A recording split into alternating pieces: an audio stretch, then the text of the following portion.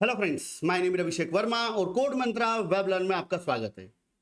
आज इस लेक्चर में हम बात करेंगे जावा लैंग्वेज के एक और डेटा टाइप के बारे में जिसे बोला जाता है floating point values. Remember, floating point values की अगर बात करें तो फ्लोटिंग पॉइंट वैल्यूज मतलब क्या? फ्लोटिंग पॉइंट वैल्यूज मतलब वो वैल्यू जिनमें आपका डेसिमल पॉइंट होता है, वो क्या कहलाती है? Floating point values. रिमेंबर, एक चीज ध्यान रखना, अगर मैं यहाँ पे फ्लोटिंग पॉइंट वैल्यूज की बात करूं तो फ्लोटिंग पॉइंट वैल्यूज में अगर C और C++ से कंपेयर किया जाए तो कोई ज्यादा चेंजेस नहीं हुए हैं। रिमेंबर, दोनों का आर्किटेक्चर है वो लगभग सेम है, बट कुछ जगह पर चेंजेस हुए हैं। तो उन चेंजेस को हम पढ़ेंगे जब मैं आपको टॉपिक पढ़ाऊंगा जिसका नाम होता है रैपर क्लासेस।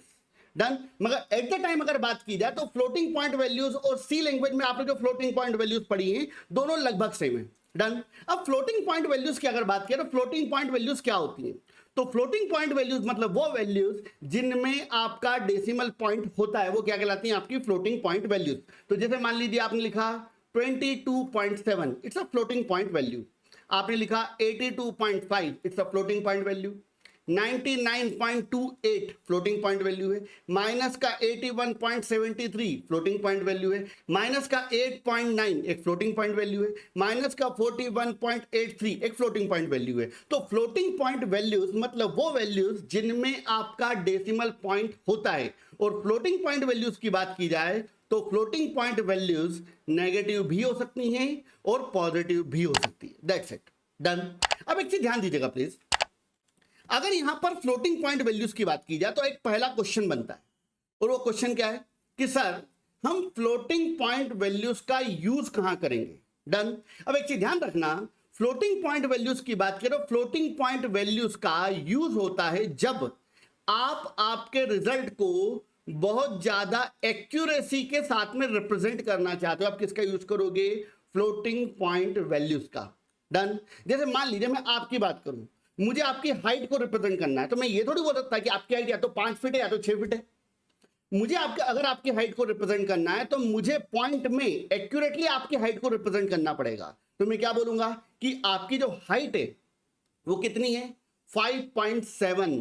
डन। तो ये क्या हुआ? ये एक्यूरेट रिजल्ट हुआ। डन। तो यहां पर भी आपको आपके रिजल्ट को एक्यूरेटली रिप्रेजेंट करना होता है, वहां पर हम किसका यूज करेंगे? फ्लोटिंग पॉइंट वैल्यूज का। डन। अब एक चीज ध्यान दीजिएगा प्लीज, मैं यहां पर आपको एक सिंपल से एग्जांपल पे लेके आता हूं। मान लो कि ये इंदौर का कोई भंवर कुआं स्क्वायर है जहां पर कोड मंत्रा का ऑफिस है, और मान लीजिए कि ये कोई गीता भवन स्क्वायर है। डन। और मैं भंवर कुआं स्क्वायर पे खड़ा था और मैंने किसी से पूछा कि भाई साहब यहां से गीता भवन कितना दूर है? तो उसने क्या बोला कि भाई साहब यहां से गीता भवन जो है वो 4 किलोमीटर दूर है। अब 4 किलोमीटर की बात करें, 4 किलोमीटर 4 एक इंटीजर वैल्यू है, और यहां पर 4 किलोमीटर इस डिस्टेंस को एक्यूरेटली रिप्रेजेंट नहीं कर रही है, क्योंकि हो सकता है कि डिस्टेंस जो है वो 4 किलोमीटर से ज्यादा हो, 4.2, 4.5, 4.7 कुछ हो, या फिर डिस्टेंस 4 किलोमीटर थोड़ा सा कम हो। ये जो मैंने नंबर बोला कि भंवर कुआं से गीता भवन तक की जो डिस्टेंस है वो कितनी है? 4 किलोमीटर। ये एक तरीके से एक अप्रोक्सीमेट रिजल्ट है, बट अगर आप चाहते हो कि आपको रिजल्ट को एक्यूरेटली रिप्रेजेंट करना है तो ऐसी सिचुएशन में आप क्या करोगे? आपने यहां पर बोला कि भाई साहब भंवर कुआं से गीता भवन तक की जो डिस्टेंस है वो कितनी है? 4 किलोमीटर 700 मीटर, 4.7। अब इस पर्टिकुलर रिजल्ट की बात करें, ये रिजल्ट कैसा है? एक्यूरेट या approximate? It's also approximate. Done. तो ये रिजल्ट कैसा है आपका? अप्रोक्स। अगर इसी रिजल्ट को मैं और एक्यूरेट करूं तो क्या बोल सकता हूं कि भंवर कुआं से गीता भवन तक की जो डिस्टेंस है वो 4 किलोमीटर 780 मीटर है। डन। अब ये रिजल्ट कैसा है आपका? ये रिजल्ट भी कहीं ना कहीं अप्रोक्स है, मगर इस रिजल्ट के कंपैरिजन में ज्यादा एक्यूरेट है। क्लियर? अगर मैं बोलता हूं कि भंवर कुआं से गीता भवन तक की जो डिस्टेंस है वो 4 किलोमीटर 785 मीटर है, मतलब अगर एक तरीके से बात की जाए तो ये जो आपका डेसिमल पॉइंट है, इस डेसिमल पॉइंट से आप जैसे जैसे आगे बढ़ते जा रहे हो आपके रिजल्ट की एक्यूरेसी क्या होती जा रही है? बढ़ती जा रही है। तो ये वाला जो रिजल्ट है वो क्या है? एक तरीके से मान के चलो कि ये रिजल्ट कैसा है आपका? एक्यूरेट। रिमेंबर, अगर आप चाहो तो यहाँ पे मीटर के बाद में इंचेस में भी जा सकते हो, मगर उतना डीप जाने की रिक्वायरमेंट नहीं है यहां पर इस पर्टिकुलर केस में। कई केसेस में आपको बहुत ज्यादा डीप तक जाना पड़ेगा, बट एट द पॉइंट यहां पर ये रिजल्ट कैसा है आपका, एक्यूरेट। डन। तो कंसेप्ट बहुत सिंपल सा है। कंसेप्ट क्या है कि ये जो आपका डेसिमल पॉइंट है, इस डेसिमल पॉइंट से आप जैसे जैसे आगे बढ़ते जाओगे आपके रिजल्ट की एक्यूरेसी क्या होती जाएगी, बढ़ती जाएगी। और this is the main principle behind the concept of floating point values, remember. तो एक चीज ध्यान रखना, अगर मैं यहां पर फ्लोटिंग पॉइंट वैल्यूज की बात करूं तो फ्लोटिंग पॉइंट वैल्यूज को रिप्रेजेंट करने के लिए, मतलब पॉइंट वाली वैल्यूज को रिप्रेजेंट करने के लिए जावा लैंग्वेज में टोटल मिलाकर दो डेटा टाइप अवेलेबल हैं। पहला डेटा टाइप है जिसे बोला जाता है फ्लोट, और दूसरा डेटा टाइप है जिसे बोला जाता है डबल। ठीक है, फ्लोट की बात की जाए तो जो फ्लोट होता है उसका एक नाम और होता है, इसे बोला जाता है single precision data type, single precision data type. और डबल की बात की जाए तो डबल को बोला जाता है exactly double precision data type. Done. Single precision data type मतलब फ्लोट, और डबल प्रिसिजन डेटा टाइप मतलब कौन, आपका डबल। क्लियर। चलिए आगे बढ़ते हैं। अब यहां पर अगर फ्लोट की बात की जाए तो जावा लैंग्वेज में जो फ्लोट होता है वो टोटल मिलाकर 4 बाइट की मेमोरी ऑक्यूपाई करता है, same as it is C language के जैसा। और डबल की बात की जाए तो जो डबल होता है वो टोटल मिला के 8 बाइट की मेमोरी ऑक्यूपाई करता है, same as it is C language के जैसा। डन। तो यहां पर कोई ज्यादा चेंजेस नहीं हुए।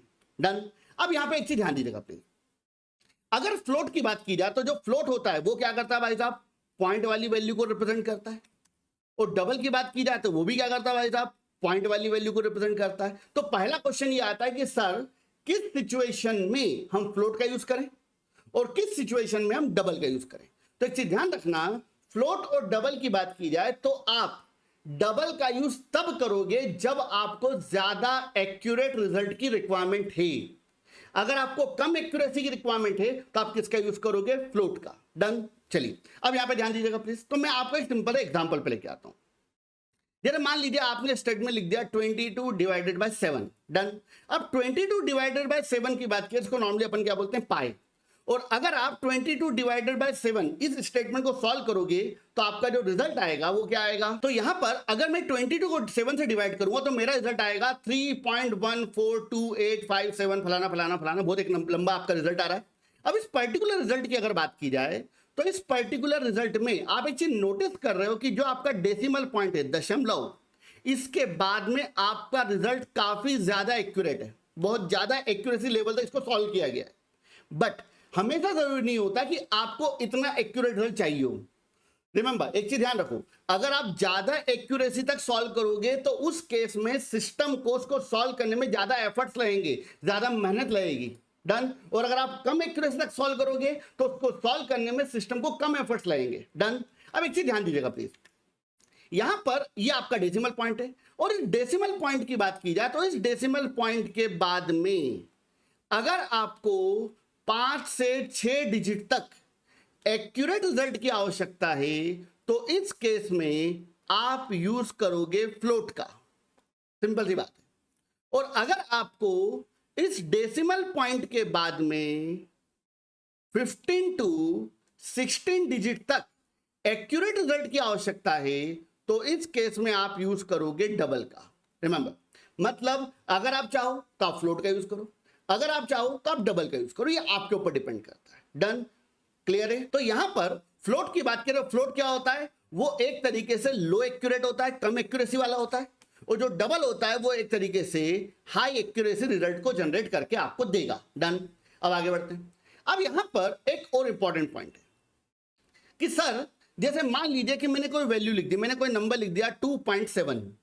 अब 2.7 की अगर बात की जाए तो 2.7 फ्लोट की रेंज में भी आता है, मतलब ये फ्लोट भी माना जा सकता है।